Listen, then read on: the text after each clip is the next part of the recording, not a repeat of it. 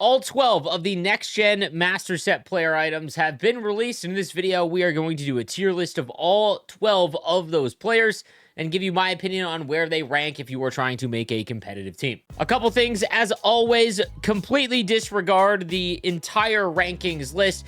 If you have a favorite player from a favorite team, you should always be using and making your favorite players, especially with the line combos resetting. There is a chance that all of these cards could become far better once we receive new line combos that make them far more effective. So it makes it far more difficult to actually rank these cards. But if you have a favorite one, make sure that you're using them. Now, the other big part to remember when it comes to making Master Set players for the next-gen event is, number one, they're insane line combos that have a lot of these cards getting to like 99 overall and all of the important stats. Those are going to reset once Season 2 kicks over next week. On top of that, the Calder Trophy portion of this event can't be ignored, because once the 3 Calder nominees have been announced by the NHL at the end of the season, 3 of these cards will go to 96 overall, and the winner at the NHL Awards is going to go to 99. So if you were someone that plays all year round, that is going to drastically change these rankings. So I think we'll touch on that first. If you are trying to make a Master Set player item with the thought in mind about future cards and the Calder Trophy nomination, there's no other card that I would rather get than Matthew Schaefer. He is the clear front runner for the Calder Trophy. He's leading rookie in scoring with 15 points in 18 games.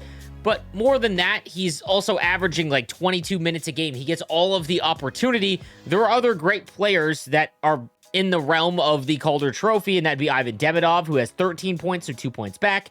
Beckett Seneca has 12. Even Jimmy Snuggerud has 10 and 18, and so does Zeev Buium. But there's really no way, unless there is an injury, that Matthew Schaefer would fall out of that Calder Trophy win. Anything can happen in sports, but if you were looking for one card for the longevity of the game and you are going to play all year round, I would definitely recommend making sure you get Matthew Schaefer. If you wanted 2 cards, in my opinion, with the thought in mind of trying to get a 99 overall via the Calder Trophy nominations and win, Ivan Demidov would probably be my second choice. Again, you can build him. He is going to be a nominee unless he gets hurt. He has a ton of opportunity as well on a good Montreal Canadian team, so he would be the other card that I would go after. However, outside of that, if you do not care about the Calder Trophy nomination or winner, you're not going to play all year round, and you simply just want to make the best card for your team, here are the rankings that I have for the next-gen Master Set player items. Let's start in the Theme Team tier. These are cards that I'd only recommend if you are trying to build a theme team.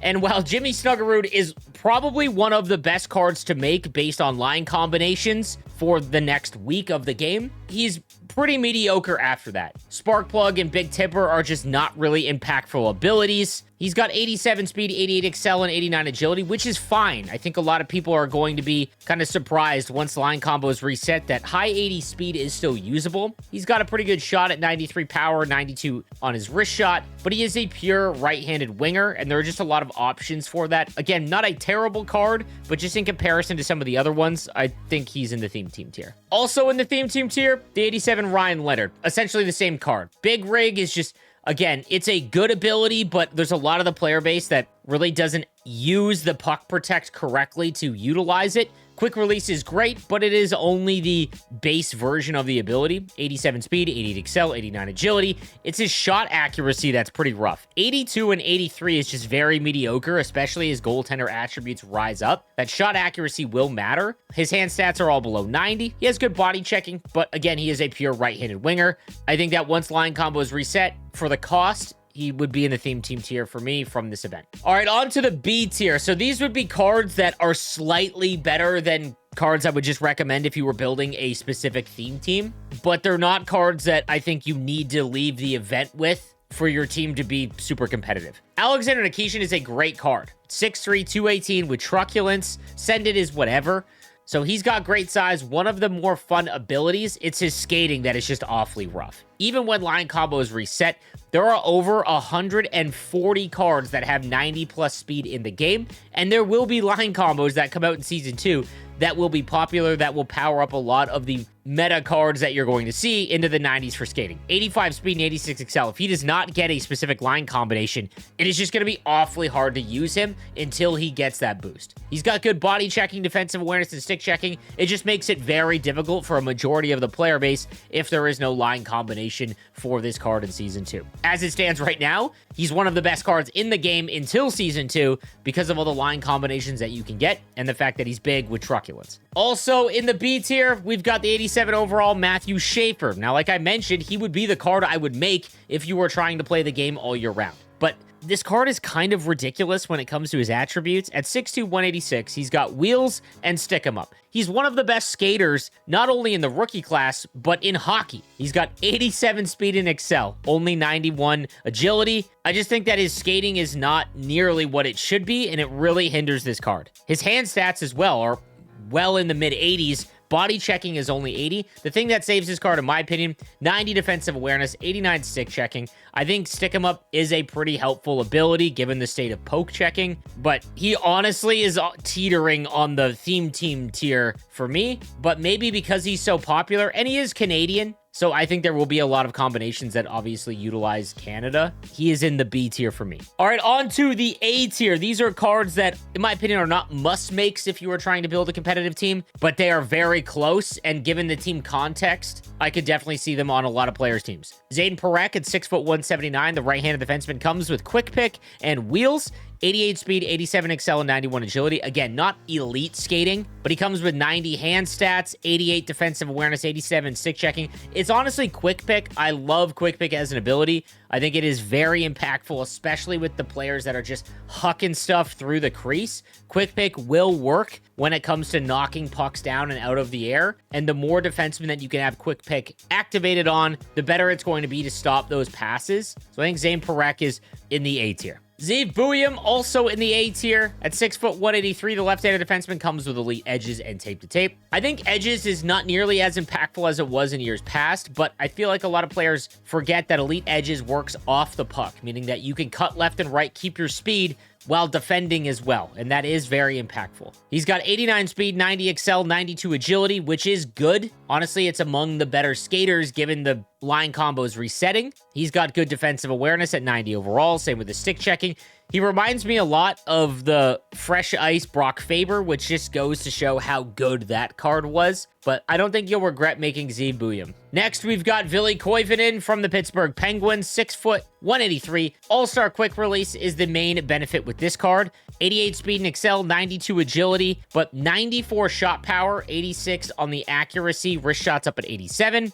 Again, when you combine that good shot power with All-Star Quick Release, I think he is going to be a very impactful card.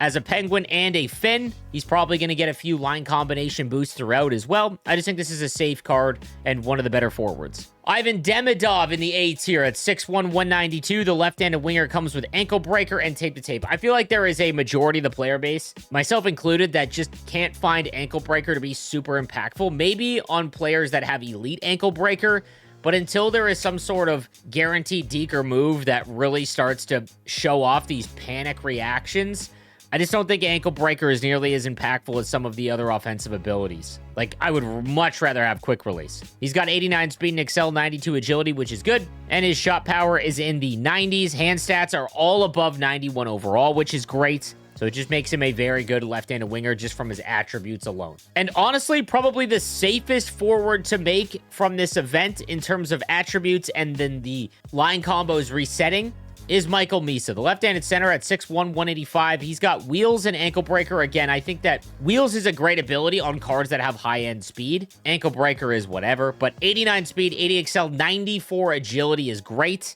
And then his shot is also fantastic. 95 on the wrist shot power, 89 accuracy before any boost, and then all of his hand stats are above 90, and he has 88 face-off. So If there is a Canadian boost line combo early or another shark one, I wouldn't anticipate another shark one because there's been so many. Michael Misa, I think, is just the safest forward from this release that you can build. And then on to the S tier. When it comes to cards that you can build, I honestly think that David Reinbacher is the best one. 6'3", 209. Warrior is not an impactful ability currently in the meta of playing online or even in offline. Truculence is always going to be good. Even just getting the base Truculence will cause those animations when you get a hit. But 90 speed and excel, 91 agility, balance, and endurance, as well as just his size in combination, I don't see how you would regret making David Reinbacher even for the next little while once line combos reset and he doesn't receive any line combo boost. I just think that you're going to be completely okay with Reinbacher for a while going forward with this card. And then we have the 2 limited edition cards that you can only get via the auction house or packs. Ryan Robrick, All-Star Quick Release at 6'4", 215 with 89 speed and excel and 94 agility. Even when line combos reset, he's going to be one of the better forwards in the game.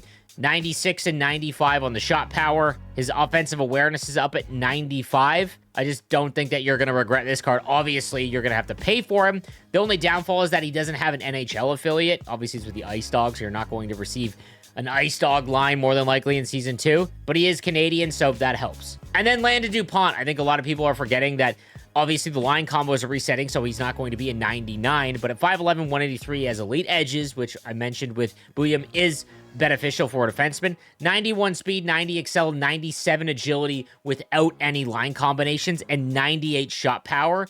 Honestly makes him one of the best defensive cards in the game, even without any line combination boost. He's got 91 deking, which is good, 89 defensive awareness. His stick checking is really low, but I think when you combine everything else, it just makes him one of the better defenseman cards in the game. So even if you went and got him, I think it's still going to be safe once line combos reset. So there is the tier list for the next gen Master Set player items. Again, like I mentioned, if you were just trying to take part in the Calder Trophy portion of this event, I think that you've got to make Matthew Schaefer. Even if he's not going to make your team, they probably find a way to make him usable via line combinations at some point. Same thing with Ivan Demidov. And honestly, if you really wanted to go the extra mile, Beckett Seneca is better than a lot of these Master Set player items at 86 overall. Has All-Star Quick Release, 91 speed and excel, 94 agility, 93 wrist shot power, as well as 89 deking, 93 offensive awareness. And you can technically build this card. It's going to be a gamble, but you can still get him via the choice pack. So if you did not want to make a Master Set player item, or you already have Matthew Schaefer, for example,